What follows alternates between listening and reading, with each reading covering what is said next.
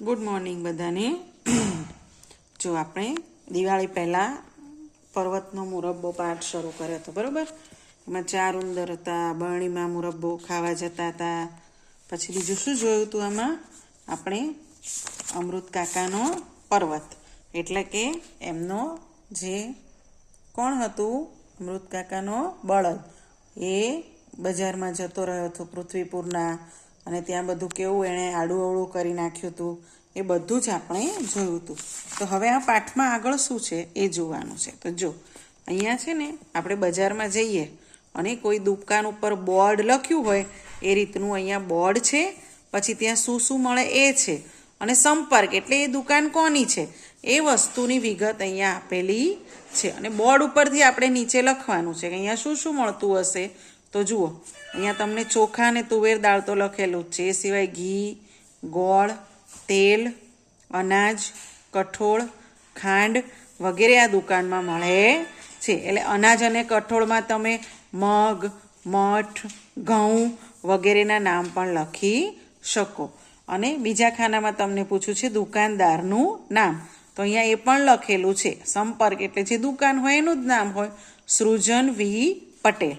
આ તમારે ચોપડીમાં પૂરવાનું છે બધું જ। હવે બીજી દુકાનનું નામ છે, તો એ છે મોબાઈલની દુકાન, એનું નામ છે રાજશ્રી મોબાઈલ, રાજશ્રી મોબાઈલ। દરેક કંપનીના નવા જૂના મોબાઈલના કવર, ગ્લાસ મળશે। જો શું લખ્યું છે, દરેક કંપનીના જૂના કે નવા મોબાઈલના કવર અને એની ઉપર જે ટફન ગ્લાસ આવે એ મળશે। સિમ કાર્ડ એટલે અંદર જે કાર્ડ નાખવાનું હોય એ પણ મળશે, અને તમારે જો ચાલુ ફોન હોય ને એમાં રિચાર્જ કરાવવાનું હોય તો રિચાર્જ પણ કરાવી આપશે। હવે અહીંયા શું પૂછ્યું, આ દુકાનમાં શું શું મળે? તો જો નવા જૂના મોબાઈલ મળે, મોબાઈલનું કવર મળે, મોબાઈલનો ગ્લાસ મળે, નવા સિમ કાર્ડ મળે વગેરે વસ્તુ મળે છે। અહીંયા દુકાનદારનું નામ શું છે? સૂર્યપ્રકાશ પરમાર। તો અહીંયા લખવાનું સૂર્યપ્રકાશ પરમાર, બરાબર છે? એનો મોબાઈલ નંબર છે તો 5 વાર બગડા અને બીજી 5 વાર બગડા, એ એનો મોબાઈલ નંબર અહીંયા તમારે ફોન નંબર લખવાનો છે। જે વિગત ઉપર આપી છે એના જ પ્રશ્નો તમને નીચે પૂછ્યા છે, જે તમારે ચોપડીમાં લખવાના છે। જો આગળ શેની દુકાન છે? પહેલાં જોઈ કરિયાણાની દુકાન, પછી મોબાઈલની, અને હવે સ્વીટની। અરે આ દુકાન જોવો એટલે તો તમે ઊભા જ રહી જતા હશો, હે ને? મજા આવી જાય ને? મોહનથાળ, લાડુ, રસગુલ્લા, કાજુ કતરી, તરત પપ્પાને કહે, પપ્પા લાડુ અપાવો ને, પપ્પા બરફી અપાવો ને, અને ઉનાળો હોય તો પપ્પા શ્રીખંડ અપાવો, એટલે શ્રીખંડ પૂરી ખાવાની મજા આવી જાય, બરાબર છે? તો એની દુકાન છે મીઠાઈની, અને ત્યાં શું શું મળે? મોતીચૂર લાડુ, મોહનથાળ, રસગુલ્લા, કાજુ કતરી, જલેબી, પેંડા વગેરે અલગ અલગ મીઠાઈ મળે છે। તો શું મળશે તો ઉપર લખ્યું જ છે, આપણે અહીંયા લખવાનું છે, મોતીચૂરના લાડુ, મોહનથાળ, જલેબી, પેંડા વગેરે નામ અહીંયા લખવાના છે। દુકાનદારનું નામ, તો અહીંયા દુકાનદારનું નામ અહીંયા ઉપર આપેલું નથી, બરાબર છે? એટલે સંપર્કમાં કશું જ નામ લખ્યું નથી, એટલે તમે જાતે અહીંયા નામ લખી અને પછી એ જ નામ અહીંયા લખી શકો।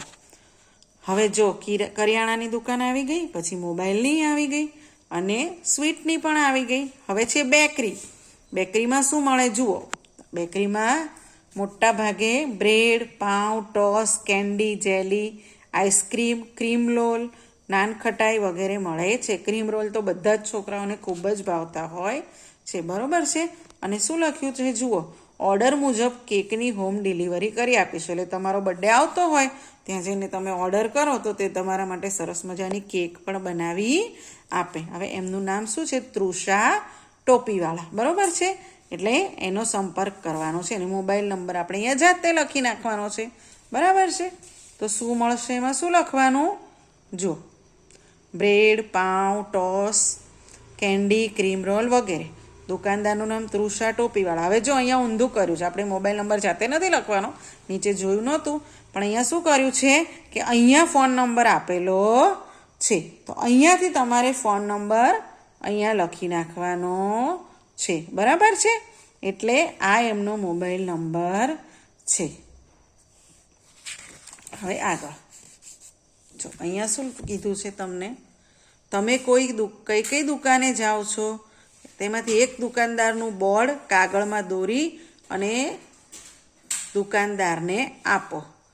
એટલે એક દુકાનનું કોઈ બોર્ડ દોરી અને તમારે દુકાનદારને આપવાનું છે. આવી રીતનું આગળ જે જોયા ને એ રીતનું. જો તમે દુકાનદાર બનો તો તમારી દુકાનમાં કઈ કઈ વસ્તુઓ રાખો? તો દાખલા તરીકે તમને એમ થાય કે મારે સ્ટેશનરીની દુકાન બનાવવી છે. સ્ટેશનરી એટલે તમારે ભણવામાં જે પણ કંઈ ઉપયોગમાં આવતું એ પેન, પેન્સિલ, રબર, ચોપડી, નોટબુક, પાટિયું વગેરે વસ્તુઓ અહીંયા લખવાની. તમારે જેની દુકાન બનાવવી હોય અને એમાં શું શું વસ્તુઓ રાખો એ તમારે અહીંયા લખવાનું છે. પછી એ જે વસ્તુઓ લખી હોય એના ઉપરથી અહીંયા તમારે તમારા દુકાનનું બોર્ડ પણ આગળ જેમ તૈયાર કરેલા બોર્ડ આપ્યા છે એ પ્રમાણે કરવાનું છે. બરાબર છે? આટલું તમારે ચોપડીમાં કરવાનું છે. Okay, thank you.